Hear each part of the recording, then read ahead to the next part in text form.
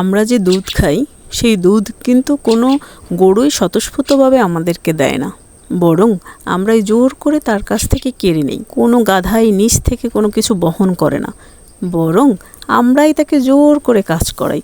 অন্যদিকে প্র্যাকটিক্যালি সিংহ আমাদের কোনো উপকারে আসে না, কিন্তু সিংহের কাছ থেকে দুধ নেব বা সিংহকে দিয়ে কাজ করাবো এমন সাহস বুকের পাটা কোনো মানুষেরই নেই। কারণ সিংহ শক্তিশালী, তার সামনে কোনো মানুষই এক মুহূর্ত টিকে থাকতে পারবে না। অথচ সম্মান করে আমরা তাকে উপাধি দিচ্ছি বনের রাজা বা রাজা হিসেবে।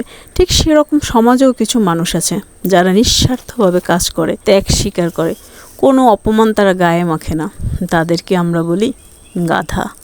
আর কিছু মানুষ আছে যারা সাহসী, কথায় কথায় জবাব দেয়, কোনো কিছুতেই নতি স্বীকার করে না।